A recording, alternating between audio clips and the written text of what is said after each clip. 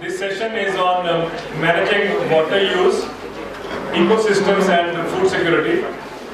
This is being chaired by Anand Sharma, who is the Deputy Director General for Indian Meteorological Department in New Delhi, and is also the Regional Coordinator for the Himalayan region for the IMD. He will chair this session. We will have 5 speakers here, 2 in 2 groups.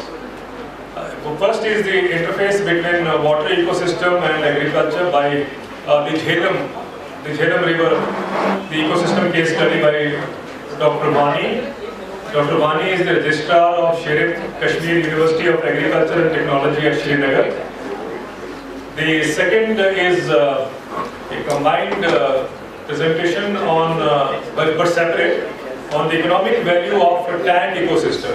You know, when we talk of river ecosystem, Ganga or Jhelum, but normally we forget the smaller tank, which is very, very important to agriculture, the tank irrigation system.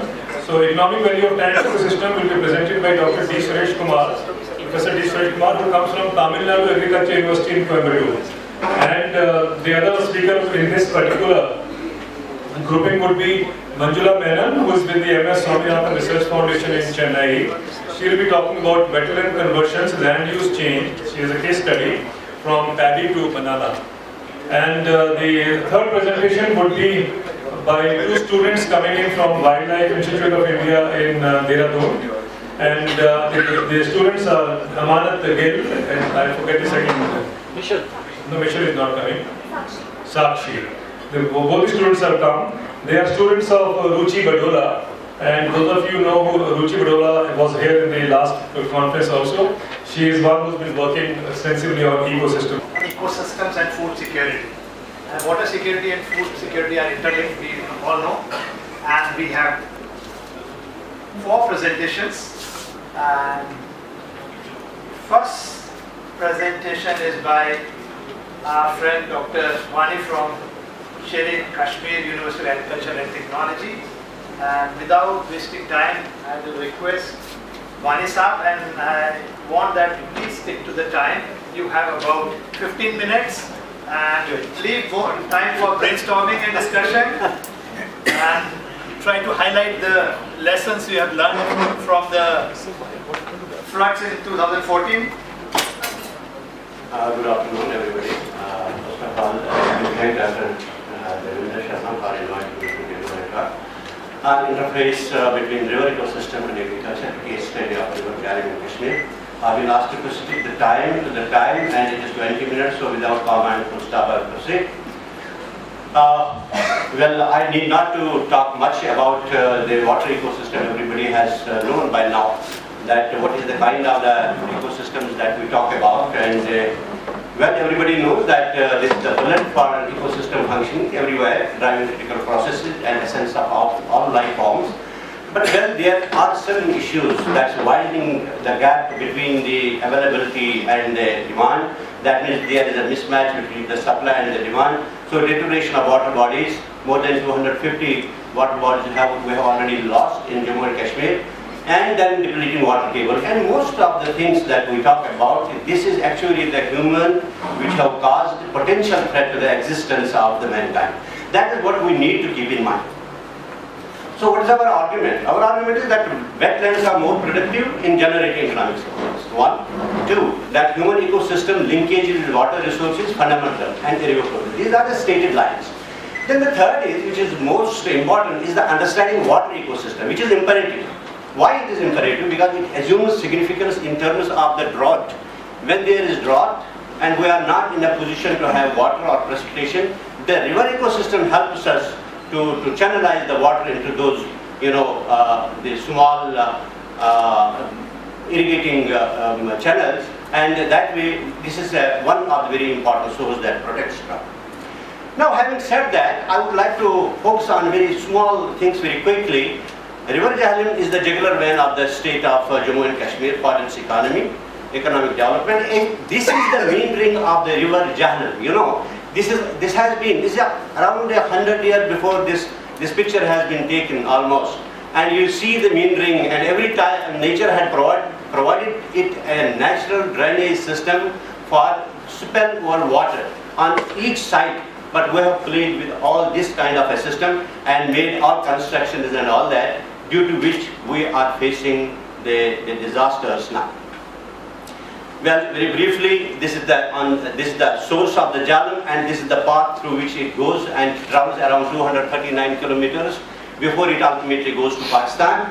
And this is a river Jhelum network, and you see that there are 13 tributaries that join it. On the graph of it, on the picture, it looks very good, but if you see it physically, then the story is something different.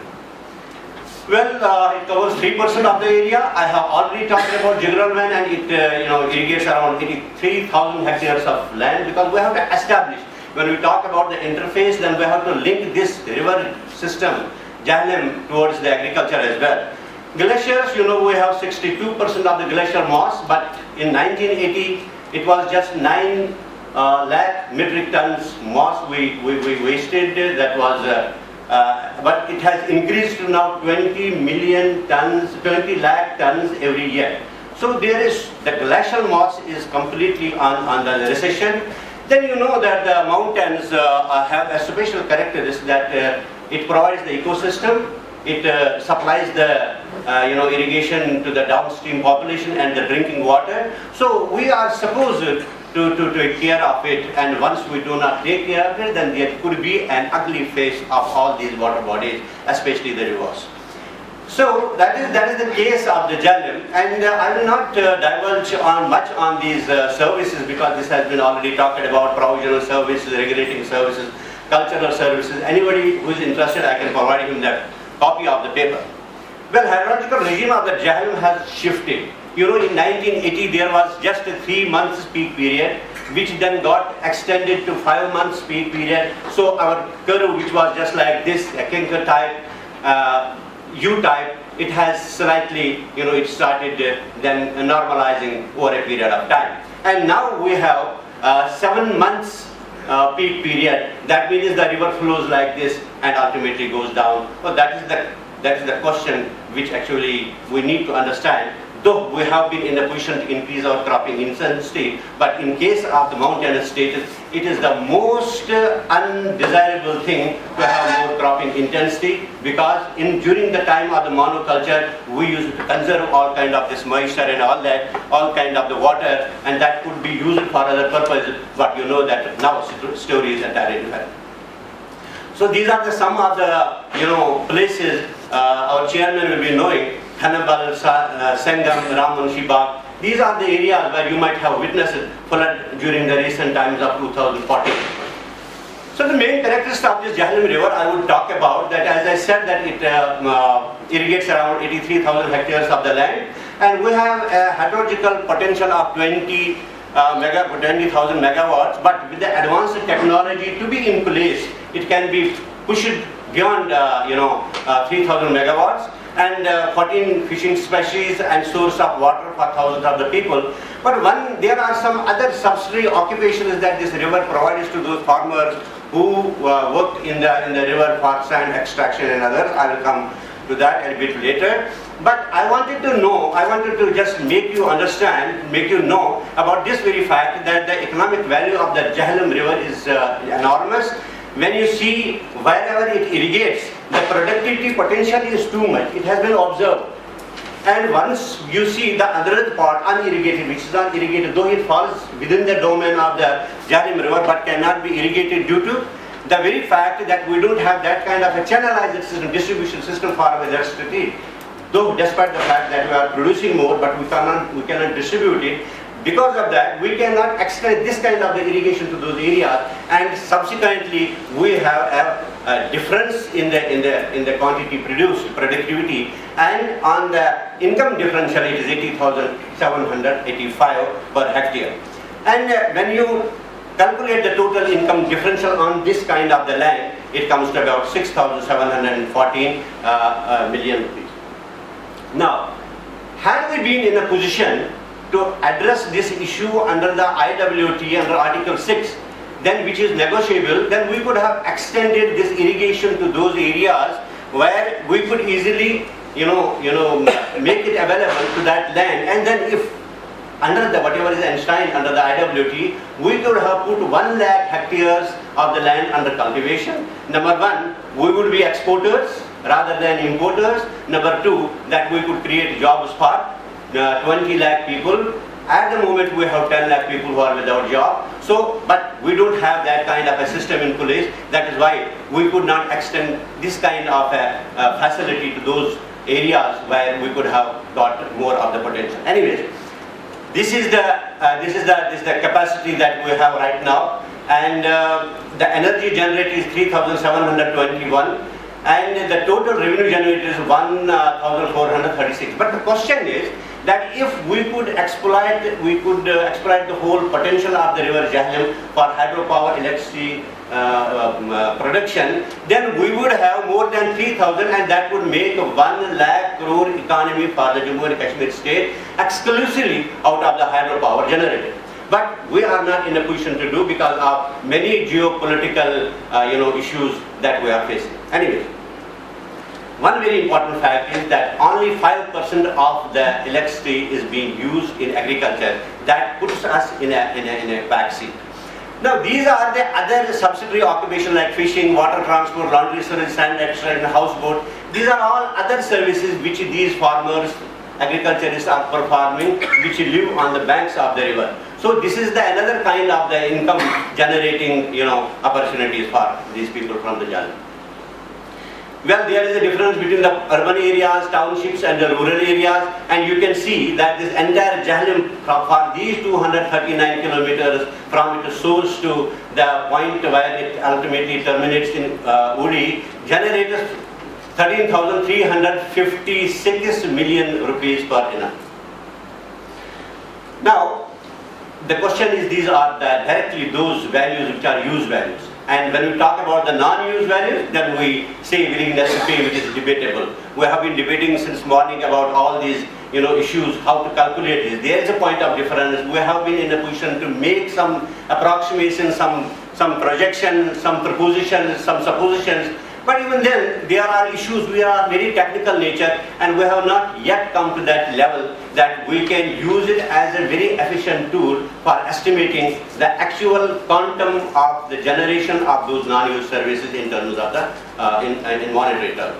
But anyways, nonetheless, the average total expenditure per visit, for example, if a visitor goes, he spends 190 rupees per person per day, and if the water is made transparent and made clean, then how much he would pay. So around conservation plan, like current Jhelum River Conservation Plan, is very essential. You cannot do away without taking technocrats into consideration, academicians into consideration. They have a theory to postulate to give you, and you need to pursue that through the experimental designing. Then only you can be successful. Long-term conservation plans for low and upland streams as well. Strengthening institutional mechanism for regulating and monitoring the river ecosystem conservation. कैसे हो जाएगा? Government जहाँ भी चाहेगी वो करेगा, और then they will not take into consideration. Medical colleges बना दिए, colonies बना दी, सारा कुछ बना, and paved way for general masses to erode the ecosystem. Then poor management purposes, we need an ecosystem approach. Reduce encouragement to the maximum possible level. Flood के बाद इतना ये हो गया कि और ज़्यादा encouragement हो गया, न कि लोगों में ये sense आ जाए, because government is not doing anything. Construction of the embankments in phased manner, that's very important. Now I will tell you the scientific approach by contracting bridges. Bridge अभी उन्होंने उसके बाद बना दिया, तो देखा तो bridge वाला जो उसके नीचे जो pillars लगे हैं बड़े-बड़े, उन्होंने तो और ज़्यादा फ्लड कर दिया, क्योंकि इतने बड़े लगाए तो उसको तोड़ना पड़ा. And no policy that way. So there has to be a scientific approach and demarcation of the tributaries. बहरहाल मैं ये कहूँगा कि dialogue highway is doing a commendable job.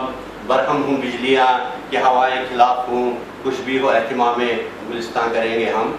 And I wish that we all join hands together and look for all these things. क्यों ऐसा होता है? I will tell you one thing. For all the mountain states, we don't have much to give as a support to our GDP.